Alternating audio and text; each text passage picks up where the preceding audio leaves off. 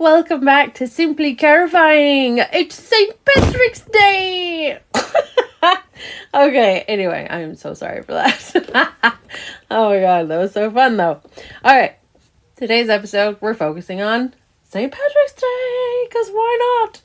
The episode is called, Kiss Me, I'm 1.5% Irish or whatever, which is probably actually lower than that. If any, I don't know. I got some mudblood, so I don't really know. But we're gonna dive into some things that make this day green great and why it is so. So, if you don't have your green on today, shame on you. You might get pinched, and if you do get pinched, don't get angry. And where did the pinching even come from? Let's see if we can find out. Here we go. Grab your leprechauns and hold on, because we're going in for a new episode. St. Patrick's Day, March 17th, in Ireland, is traditionally a religious and cultural holiday that has evolved from a solemn feast day into a global celebration of Irish heritage. While the modern festival is now famous for its large-scale parades and lively atmosphere, many core Irish traditions remain rooted in family, faith, and local community. Good to know, but we gotta get in with the loud stuff because this is America. We all about the loud and the proud and all that garbage. So here we go. Let's see. Core traditions and customs. Some things, by the way, you might not know, but you will hopefully walk away with something new, as I'm sure I will. Let's see. Back in my day, we always wore something green, and if you didn't have something green on, you'd say something like, well, my bra's green, or, my underwear is green, whatever.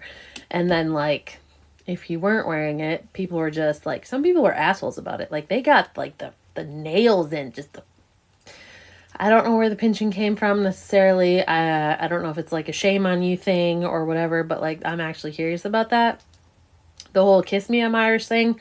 I kind of know where that comes from, but I'm assuming that not everyone does, so that's another thing we're going to go. So, core traditions. Let's get to it. The wearing of the shamrock. A centerpiece of the day, people pin a sprig of real shamrock to their lapel or hat. Legend says St. Patrick used the three-leaf plant to explain the Holy Trinity. Father, Son, Holy Ghost. If you don't know any of that, this is the wrong channel. So anyway. All right, religious observance. As a holy day of obligation in the Catholic Church, many Irish families attend Mass in the morning before any festivities begin. That is not something that's gone on today. In fact, by the time this goes out today at 3 o'clock, I'm going to say there's going to be a lot of people who are already pretty well faced in the name of, with their green beers and everything else. So, here we go. Let's see. Lenten reprieve. Since the holiday falls during Lent, restrictions on eating meat and drinking alcohol are traditionally waived for the day. You don't say. Allowing for a celebratory feast. Fair enough. Drowning the shamrock. Okay, I'm listening. At the end of the day, the shamrock worn on the lapel is placed into the final glass of whiskey or ale. After a toast to the saint, the drink is finished with the shamrock, and the shamrock is tossed over the left shoulder for good luck. Okay, well, I've never done that in my life, but I'm not going to say that I never will. I'll probably forget, but I will sure try next time. Wearing green. Here we go. While originally associated with blue, that's fucking weird to think. Green became the national color linked to the Emerald Isle and Irish nationalism. See, that makes sense. Blue. Imagine St. Patrick's Day and just blue. It just doesn't work for me. I don't know. It seems weird. Today, it is customary to wear at least one green item to show Irish pride. There it is. That's why you show your Irish pride when you wear your green. Okay. Traditional food and drink. This is kind of where we fall off the wagon for me. I don't know. Unlike the common Irish-American tradition of corned beef and cabbage, never eaten in my life, doesn't sound good, doesn't smell good to me, I don't know.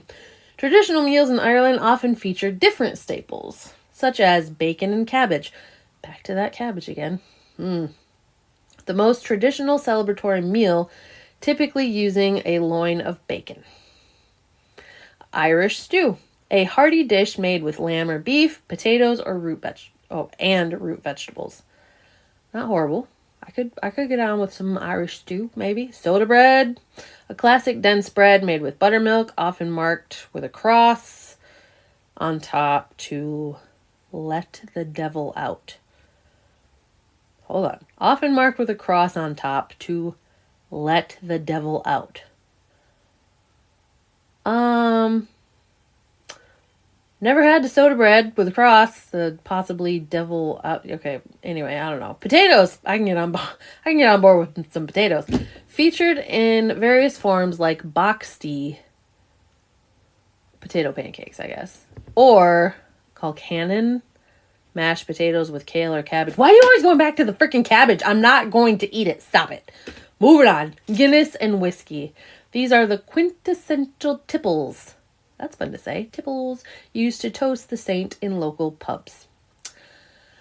Okay, so you had me at potatoes, possibly stew, the devil bread, and the cabbage. I don't know. All right, modern celebrations. Parades and festivals. While parades actually originated in America, they are now a staple across Ireland, from the massive 5-day St. Patrick's Festival in Dublin to small village procession. 5-day? So it's like their Mardi Gras. All right. I see. Social dancing. Let's see. Traditional social gatherings featuring Irish folk music and set dancing remain popular. All right. Global greening. A modern initiative where famous landmarks in Ireland and around the world are illuminated in green light. That's actually pretty cool. Yeah, I'll have to look that up. See what we find. Maybe I can find some. If I find some, I'm going to put it here. Okay. All right. Sporting events. The finals of the All-Ireland Club Championships for hurling and Gaelic football are traditionally held at Croke Park on March 17th. Okay. My God. Now, I do want to know where the whole "kiss me, I'm Irish" thing came from.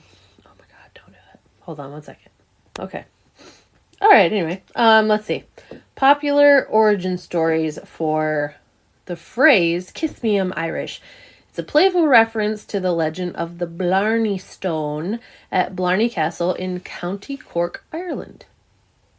Okay. The legend of the Blarney Stone. According to Irish folklore, kissing the Blarney Stone bestows the gift of the gab, a magical ability to speak with great eloquence. Could use some of that. Where's the rock? Charm and persuasion. The substitute. Because the stone is physically located in a difficult to reach spot at the top of the castle's battlements, the phrase implies that kissing an Irish person is the next best way to gain that legendary Irish luck and charm. Well, I don't keep one of those in my closet, so missed out on that, I guess. I don't know. Historical roots. While the act of kissing and stone dates back centuries, the specific slogan became a staple of St. Patrick's Day merchandise in the mid-20th century.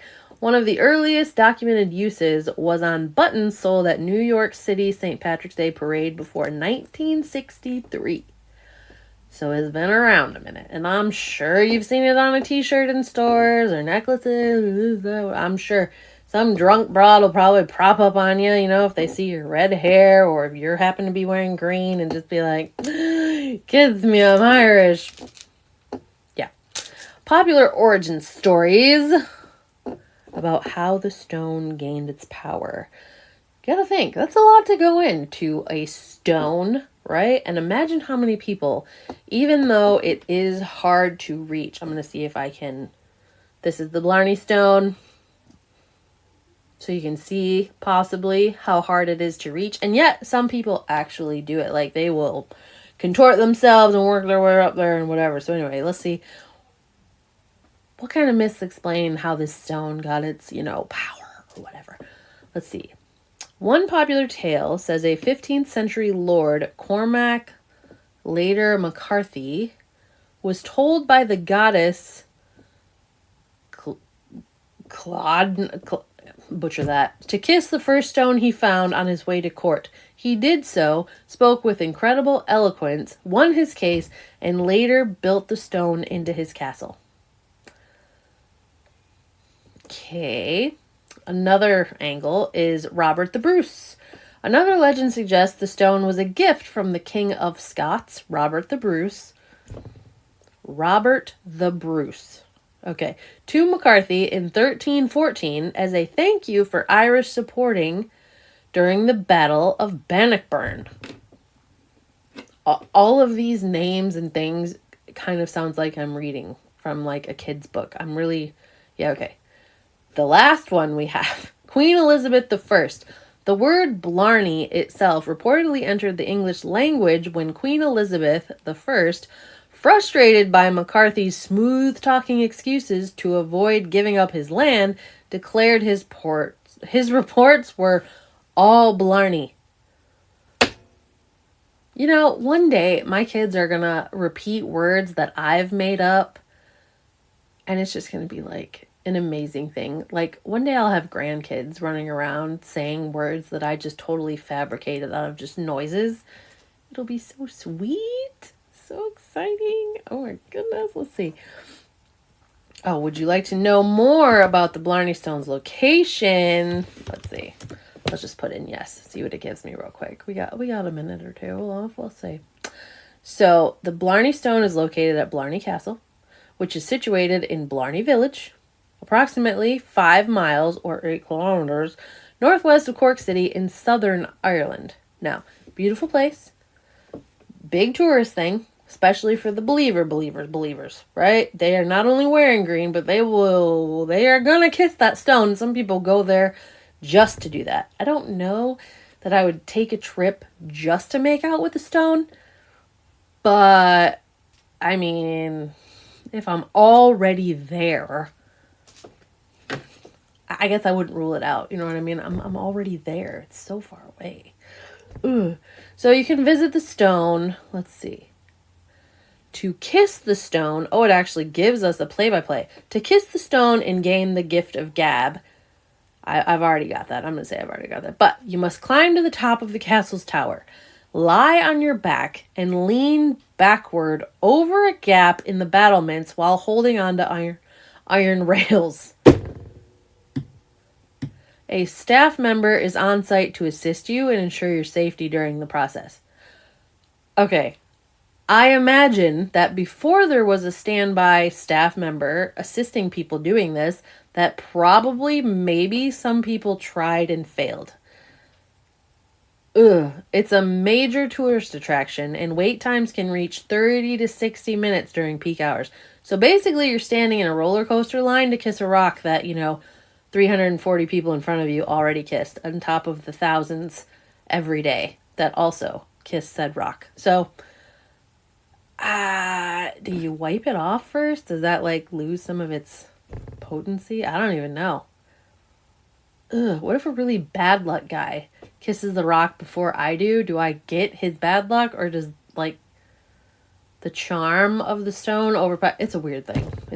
It's not on my top list of things to do, but, I guess I gotta make it to Ireland first, and we'll go from there. If I tell my husband, hey, we need to go up to this castle, he'll be down for that.